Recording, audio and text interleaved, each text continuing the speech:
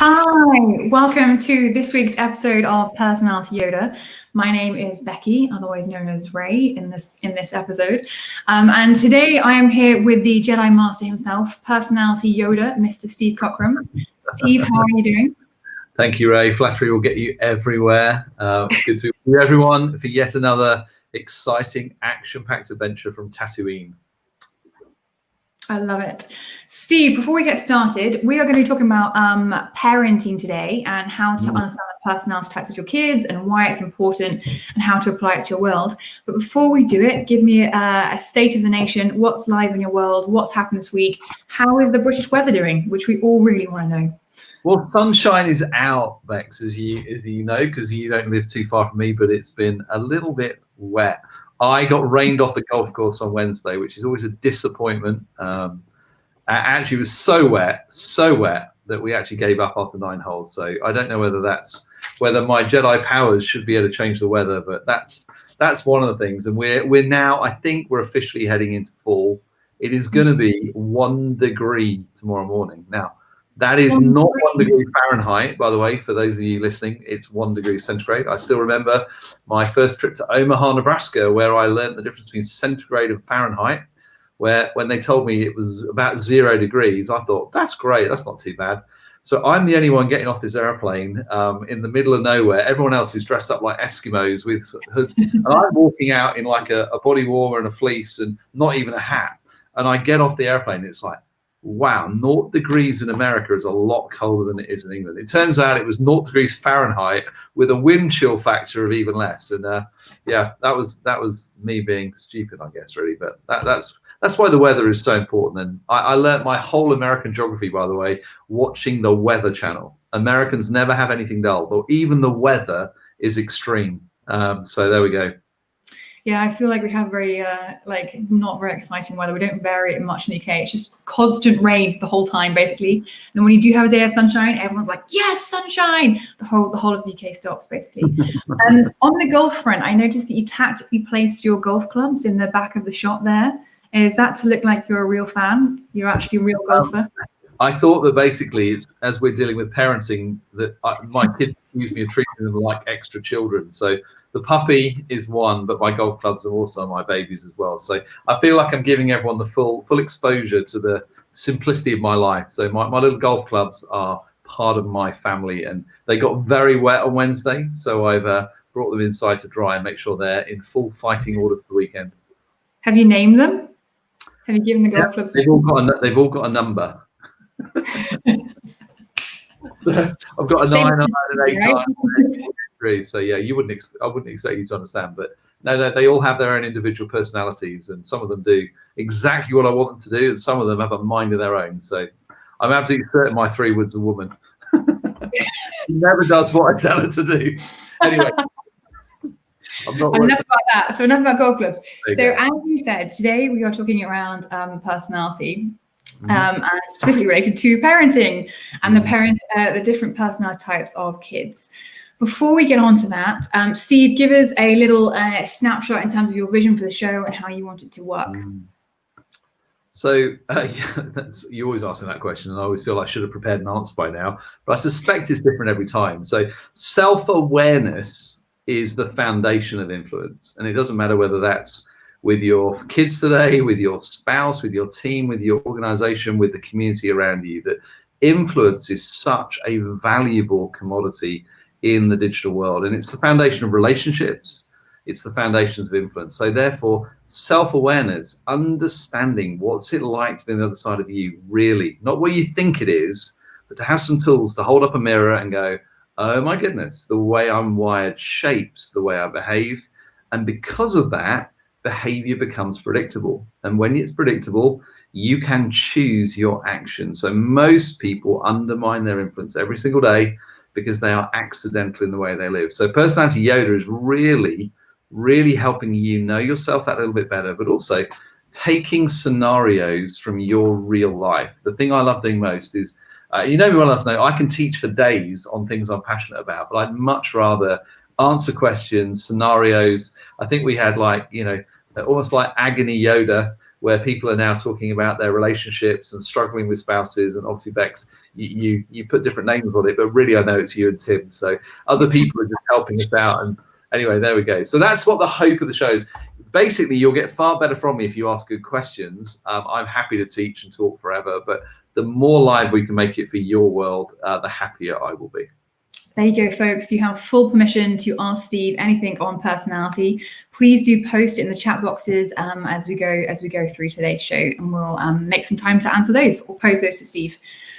Okay, so kicking off on the personality front, on the parenting side of things, why is it so important to know your kid's personality? How can you tell, and at what age can you tell? I threw 3 questions at you there, so feel free to start with Yoda style, I'm not going to answer any of those initially. What I want to say on parenting and personality is this: is that people often ask, well, how do you have great children? How do you do parenting well? Mainly, the first thing I say is marry somebody called Helen, who's an ISFJ nurture guardian. She's awesome. But what I always say is this: is that for children, the most important thing, there are only 2 things you need to get right to be a really good parent. So everyone's like, go on, tell me what it is. The first is your child needs to know they are loved unconditionally.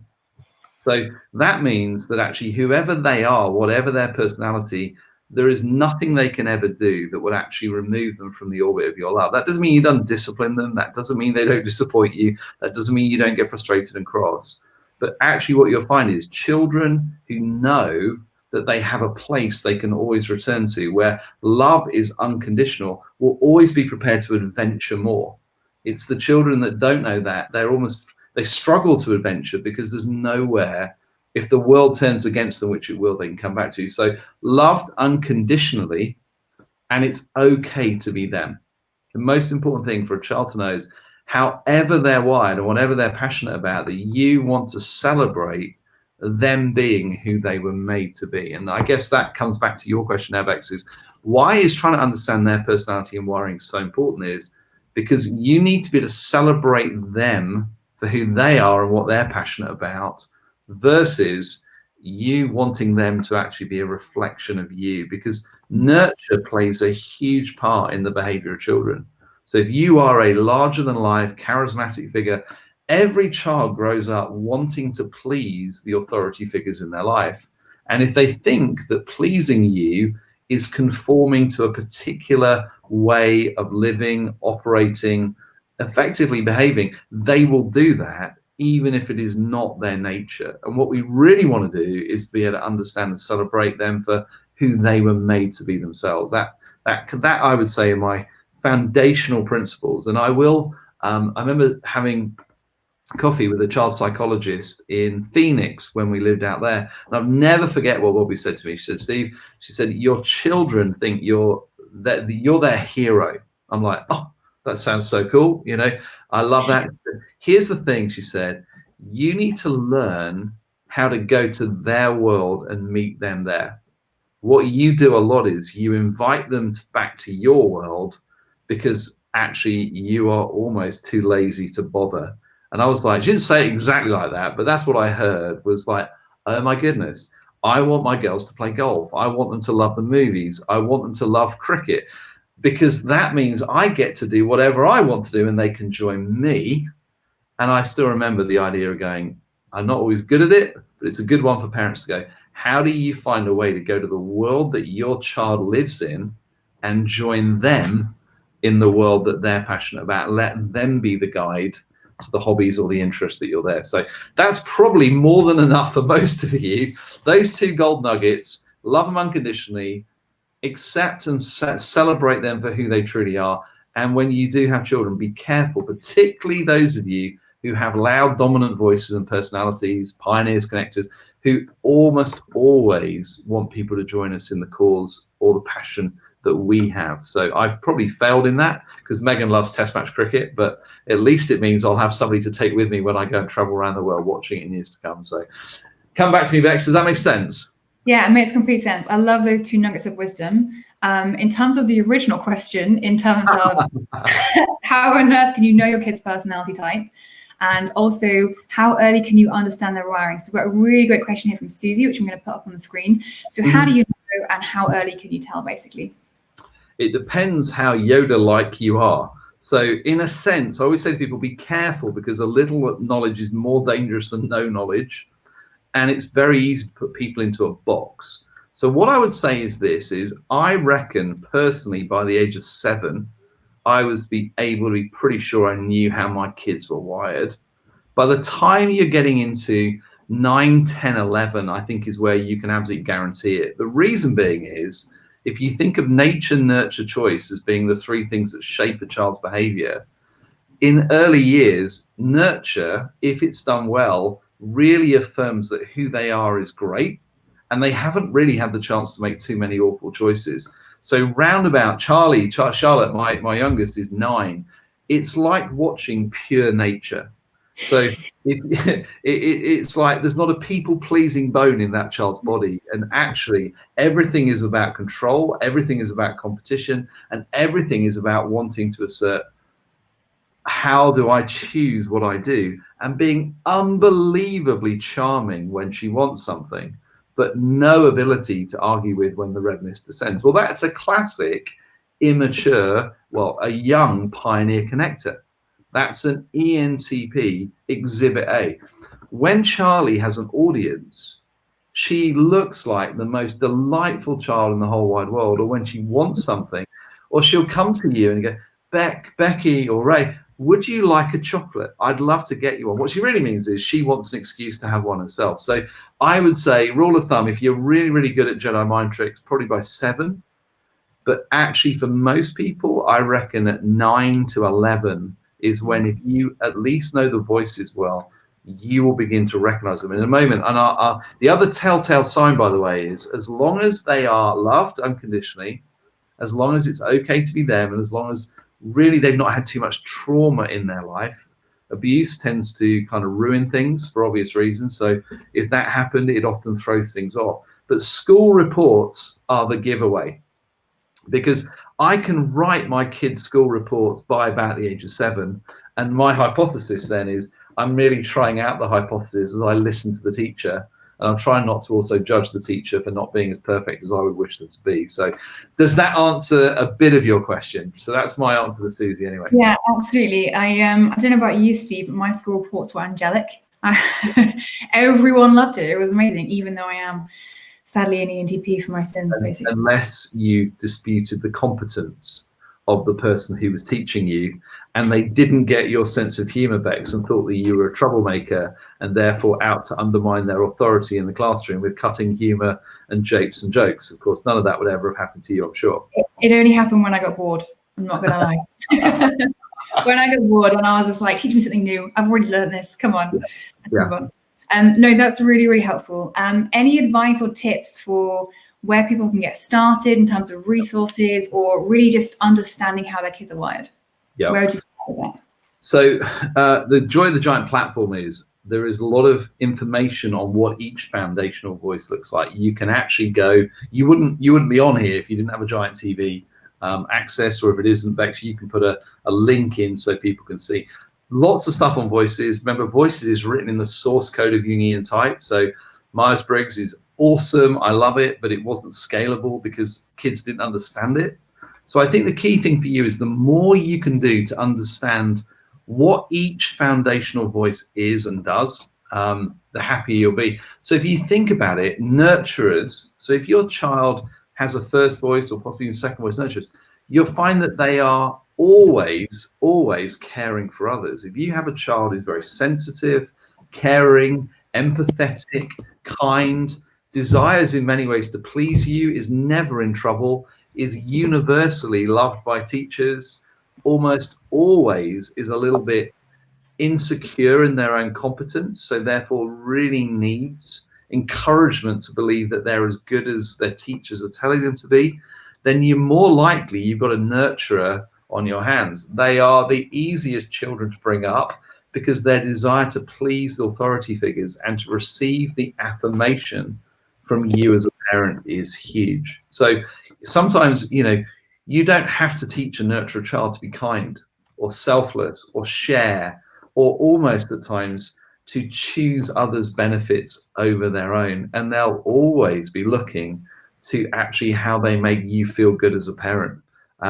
That's the type of clue that you may have a nurture on your hand. And when you do, the key thing you have to remember is to go, you have to be really careful with what you say, because their desire to please you means that they will pretty much do whatever you ask them to do. So if you tell them you want them to be tough and hard and kind of stand up for themselves and fight in the playground if anyone hits them, though it goes against their nature, they will often conform to the authority figures that they love and respect the most. So celebrating them for who they are, that's the foundation, I believe, of support, which is to constantly tell them what you love about their personalities, what you love about their kindness, what you love about their empathy, letting them choose presents for their friends, even if it's slightly over your budget, because they take huge delight in making things, delivering things, making cards, thinking sensitively about the needs of others.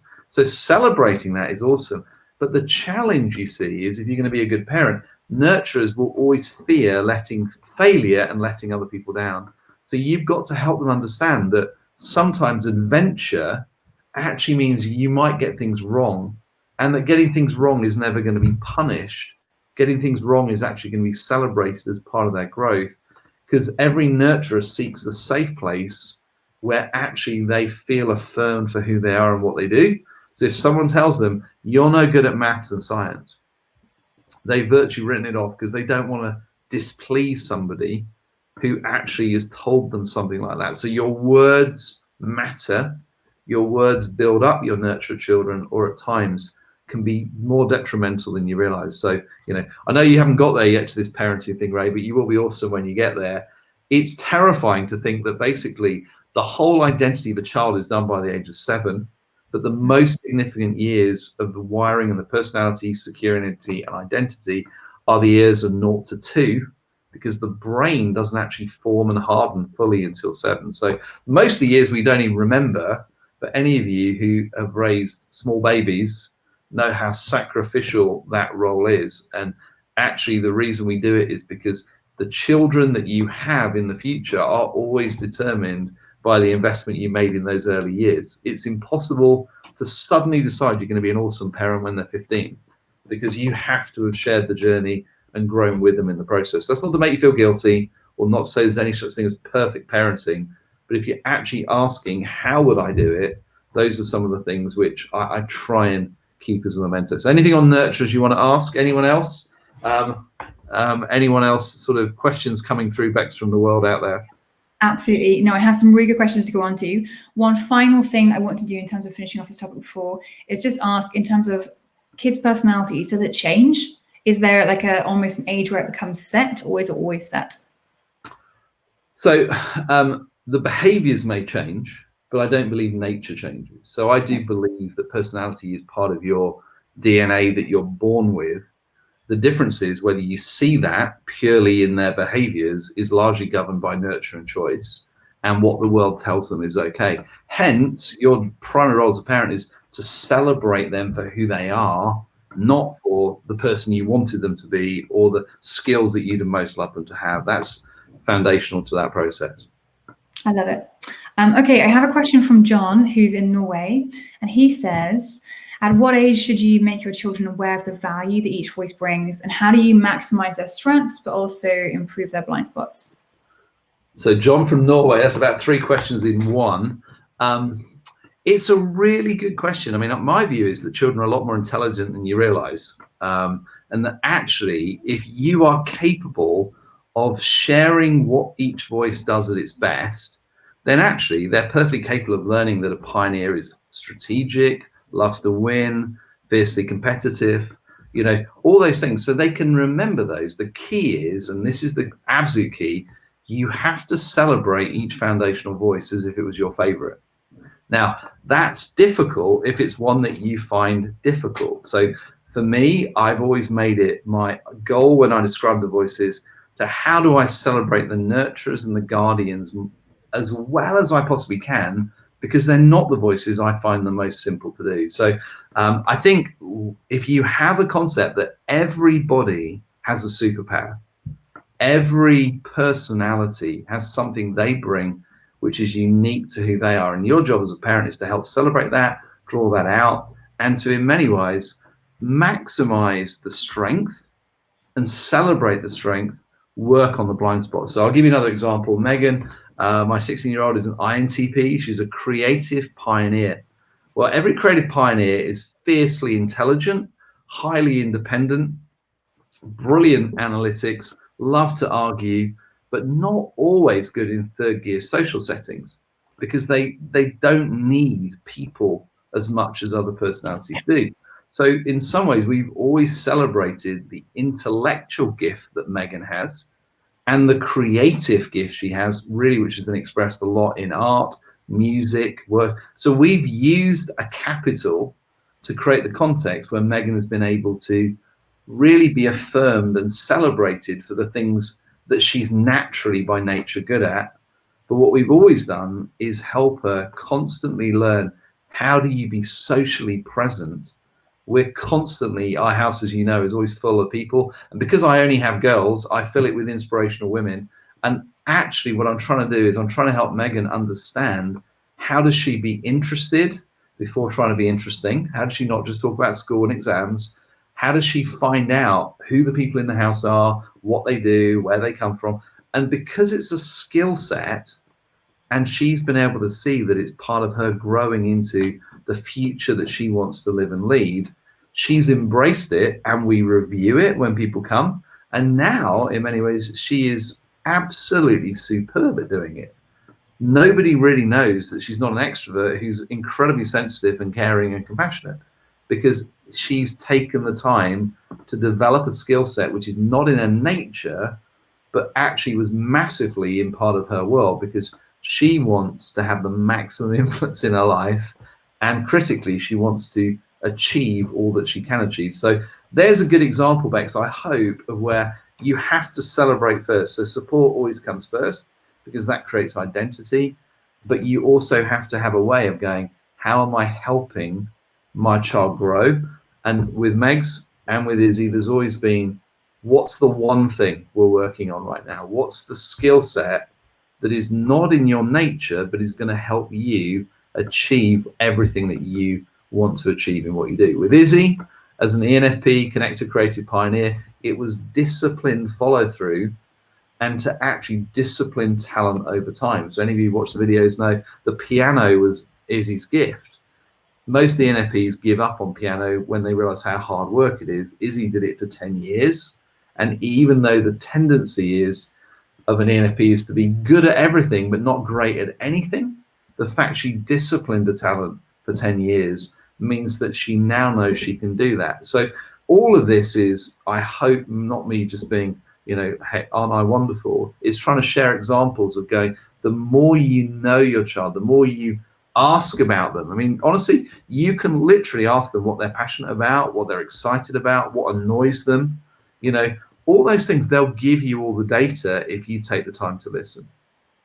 So adding a little more color to this question, say you had a daughter who's a pioneer, which you actually happen to do, and she is so interested in winning, but she doesn't really show much interest in building relationships with others unless there is kind of a winning purpose to it. How would you encourage her, or I guess make her aware of the blind spots in terms of building that left hand? So the difference, you see, there's a huge difference between a pioneer connector, a pioneer creative, and a pioneer guardian.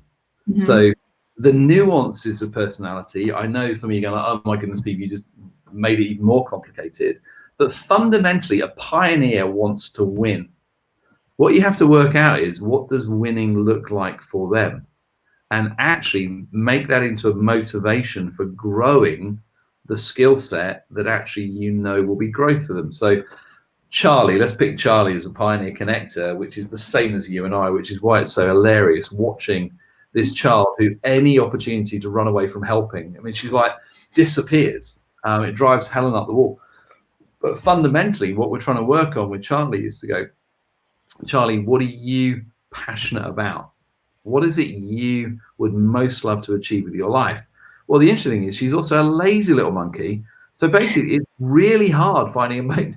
What she loves doing, but we love reading Harry Potter.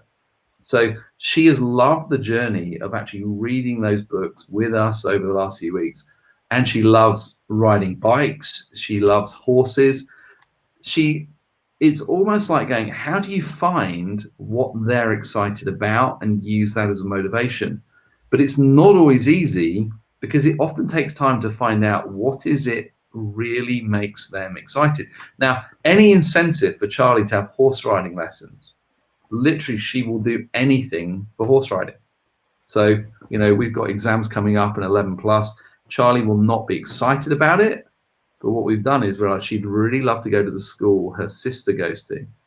And that school is an entrance exam school, and you don't get to go if you don't pass the exam.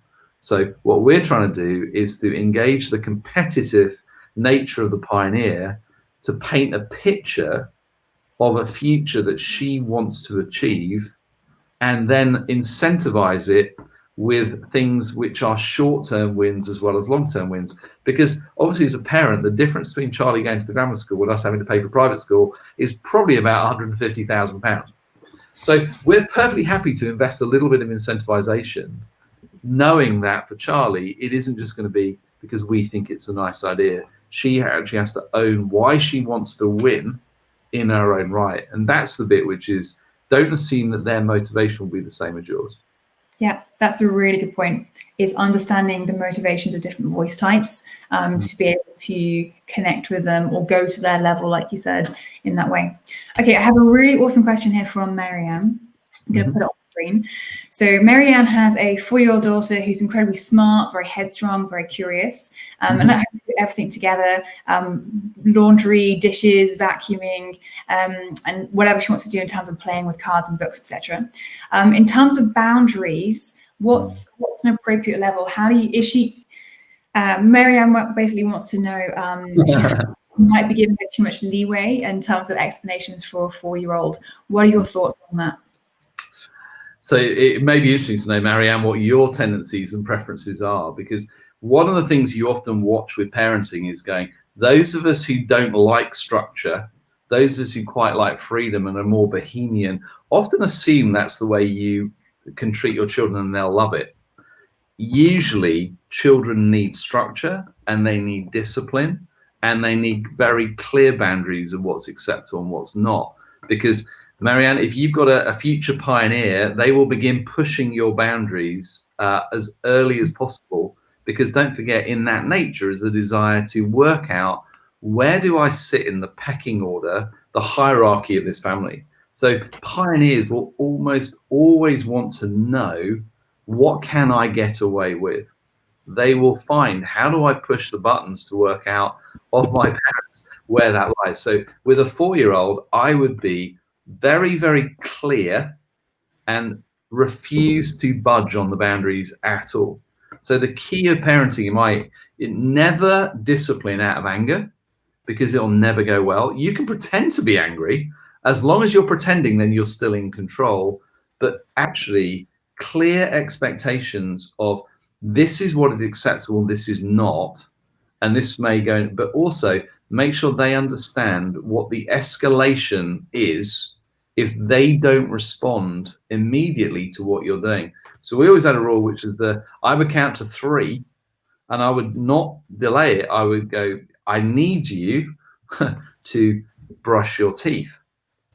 And honestly, this is, I've asked you nicely. We're now into, I'm going to count to 3. And if I get to 3, then you're going to end up with a consequence. And I've already decided in advance what a consequence is that is particularly that the child doesn't really want to lose. So you have to think about your discipline and your boundaries in advance, because in the end, if you go 1, 2, 2.5, 2 3/4, 2 5/5, come on, you can do this. You've actually moved a boundary and it doesn't help them. So I always try and find 3 things that they really don't want to lose, but make them based around a short-term framework. The younger the child, the shorter the term of the consequence has to be, because they have to feel the consequence in the moment, and it has to be something at the end of it that actually they want. So Marianne, I hate to say it, but boundaries are really important, and in the end, part of parenting is often being unpopular, but that's what love actually means. So, you know, the older they get, I found the biggest boundary pushing with ours happened around about 9 to 11 years old, particularly for the pioneers, because then they're really trying to work out, why can't I be the boss of my own world? I hope that helps, Marianne. Okay, thank you. That's really, really helpful. So before I know we're coming to the end of our time here, but I really want to sneak this one question in because I think it's really valuable. So Tim says, we've been talking around the differences of treating your children differently based on their personality and diving into what's an appropriate parenting style for them. But how do you balance that with maintaining a consistent approach to parenting across, if you have multiple children?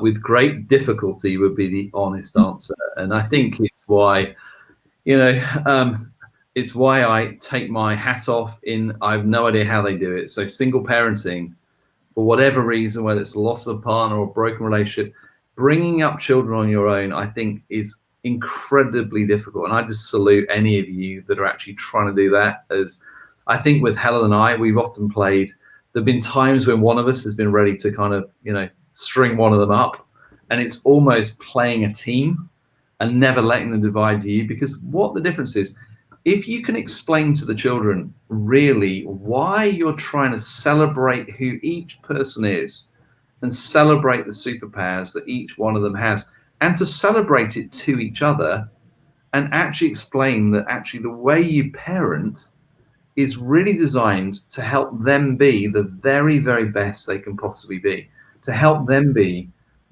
fulfill all of their potential, and actually to explain to them. So support and challenge is a tool I'll often teach at home and go, for some, support is hardly needed because actually they are incredibly confident and they think the world revolves around them.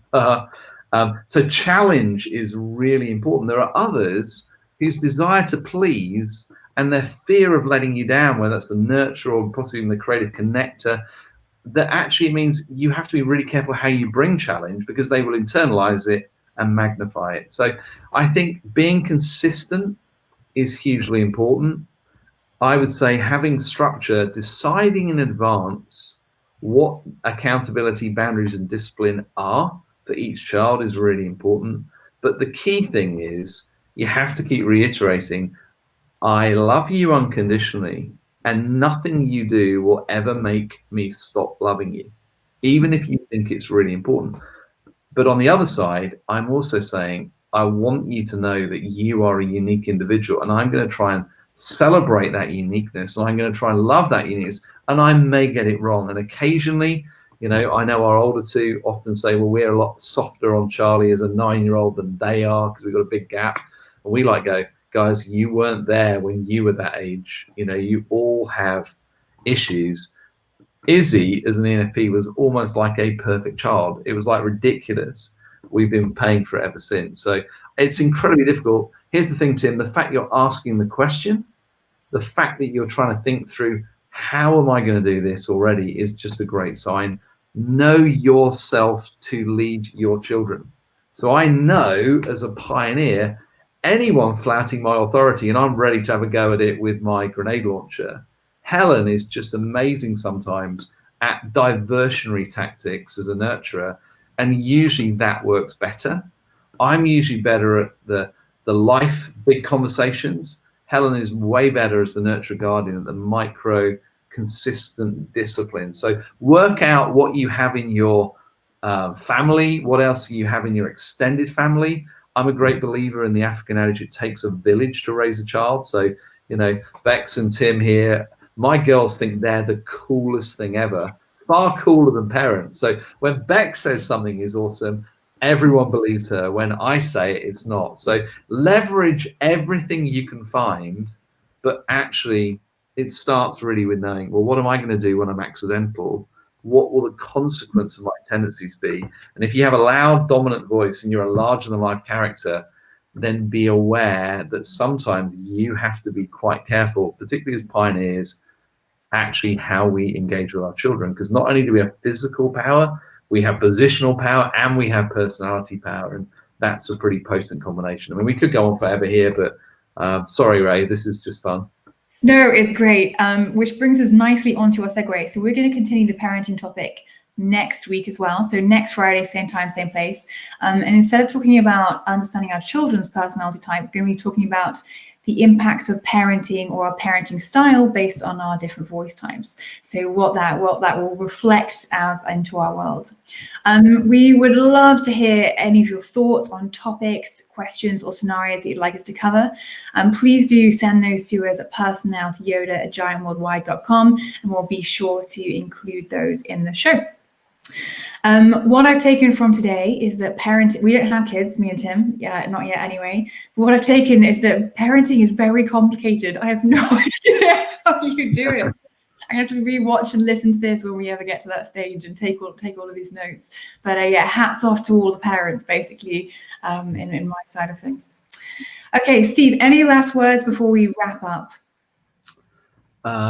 Always. I think that, as I said, most of my learning has come through getting it wrong, and then trying to understand. So I always say that maturity and wisdom is learning to make different mistakes than the ones other people have already made. So if there's anything in what I've shared today, it's come out of usually trial and error and watching and observing in the process. Please don't think that somehow I am a perfect parent, even though I did marry a perfect wife. So I think I love the questions. I can see lots of them on the LinkedIn page anyway. So what we might do is, I didn't explain, for example, how you would know your child what other foundational voices that somebody just asked me. So maybe next week, Bex, we can stay on this for a little bit of time, and I'll do a little bit more about going, well, how might you know if you have a connector as a child, or a creative and a guardian? So there you go. You remember that. There's lots of questions here. Love the interaction, guys. Thank you for joining us on Personality Yoda. I feel very honored. It's been awesome. Guys, have a fantastic weekend, and we will see you here same time, same place next week to continue our discussion on parenting. Bye.